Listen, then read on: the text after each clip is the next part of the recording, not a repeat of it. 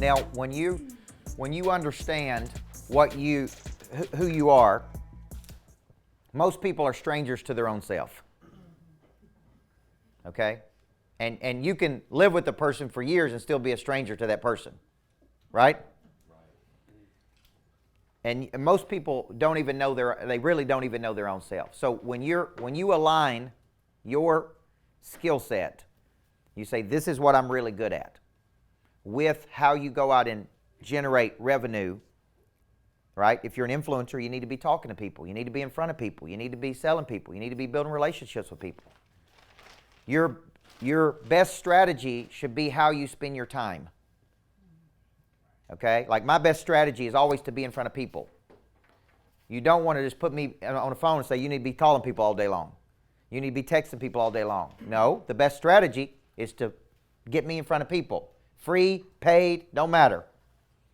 Okay? So once you really say, hey, this is who I am, now I start building my life around my unique ability. Okay? The artist, see, the reason I look at artists and athletes and entertainers is because they are in their gifted area. Their whole life is built around their performance. Does that make sense? They design their life around what they're really, really good at. And that's what they do. And that's how they make money. And they love doing it, right? So for you, we're going to come back a little bit today to that primary skill and the monetization of that skill. Because I still feel like that's a huge problem for a lot of people. You know, Justin, if you see who's on my team, is a veteran. And so we're trying to get things going for veterans. And one of the biggest challenges with veterans are and you were in the military, right? Is that they come out of the military and they have all these skills. In my opinion, they have had some of the best training in the world, but they can't quite figure out how to monetize those skills. Right? So Justin and I have these long talks about it's not a disadvantage. In my opinion, it is a huge advantage. They've had some of the best training. They've had some of the best discipline. They've had some of the best. Now, how do you take that and take it to the marketplace and make money with it? Would you agree? But a lot of veterans struggle with that, don't they? Yep. It's a huge struggle for a lot of veterans. And so I'm always coaching Justin on, look, let's go back to what skills you have. Let's go back to what you learned. Let's go back to what your real skill set is. Because you've been exposed to training a lot of people haven't been exposed to. You've been exposed to a discipline a lot of people hadn't been exposed to. This is why I think athletes that have had great coaches in their life have an advantage. Because they've been exposed to a high level of performance, high levels of discipline. You understand what I'm saying? And the person who has not been exposed to that does not have that advantage. So I want you to think all of what makes you special comes from your past. I'm actually paying you for your past. And your past helps me build my future. Does that make sense? If I stood up here and said, hey, I was a basketball coach for a decade and I lost more games than any coach in Tennessee, but I'm going to teach you guys how to win, right? What you're paying me for is really 28 years of studying and really doing it and coaching people to a higher frequency and to speed up your life, to speed up where you're trying to get to. And all of that comes from what? My past. Okay? So my past is helping you build your future. Now, the problem is that most people can't go into their past. Most coaches will tell you don't live in the past, don't go. I would tell you the exact opposite. You need to go back to the past and figure out what makes you unique based on your past.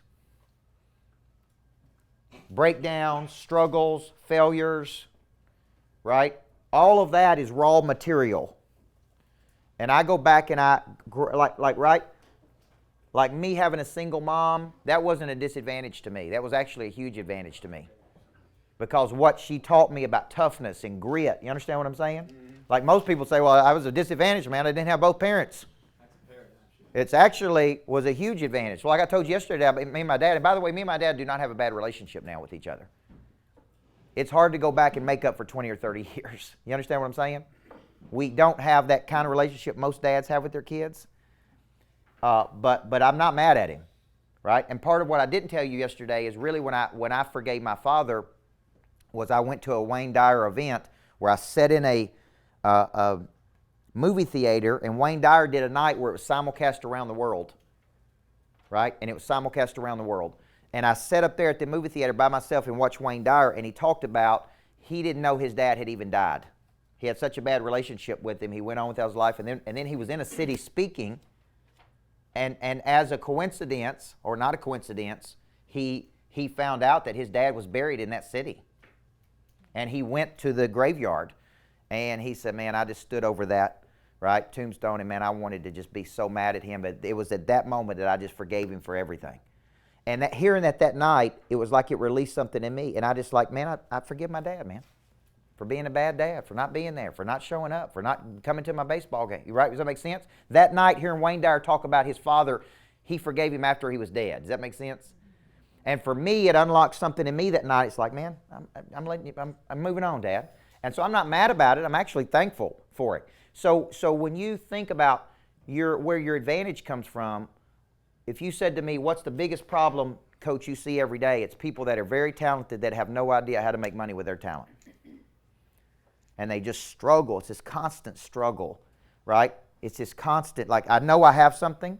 I don't quite know what I have, but I know I have something, and that something can be unique, and that something can help somebody else. How do I get it from knowing what it is to getting it over here, to where somebody would monetize and give me that money for that to solve that problem?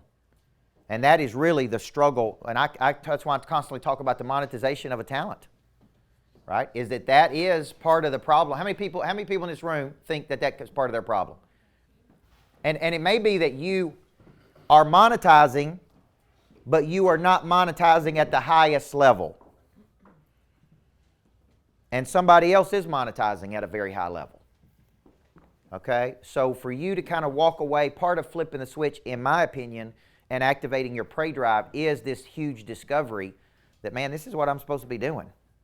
Like, I've been doing this over here for a long time, and it's made a little bit of money, and it's helped my life, but that is really not what I'm supposed to be doing. And when I wrote the book, This Ain't No Practice Life, many years ago, I'm like, man, you only get one human life. You either do something with it or you don't, right? I don't want you to get to the end of the deal and go, man, I should have done. You know, The 5 Regrets of the Dying is a pretty tough book to read. Bronnie Ware wrote that book, and she was in hospice, so what she did is spend the last 12 weeks with people of their life, right, men and women, and she would ask them questions like, what do you regret, right? And oddly enough, the regrets were similar between men and women, but one of the regrets was I kind of lived my life for other people, okay? I think you and I talked about this yesterday, I think. Was this my dream or my mom's dream? Like somebody else wanted me to do this. I didn't really do what I wanted to do because I kind of lived my whole life for somebody else. I think one of the regrets should be I was capable of, I could have, I should have, but I didn't. Could have done something big, wanted to do something big, but for some reason, man, I just couldn't, I just didn't do it. I just never did it. That's a huge regret, okay? So that's a good breakthrough for you to embrace, this is who I am. Okay, and people ask me all the time, if you do this, does it change? I've quit trying to change people and really try to understand this is just who they are, man. Okay, it's like yesterday I told you, some people just got something in them you can't put in them and you can't take it out of them. Trying to replicate it is hard. It's who they are. That's what you get as a person. Okay, is this person, okay? Any other big breakthroughs from last night? Thought that was good. Anybody else? Is this causing you to think a little bit, dig a little bit deeper?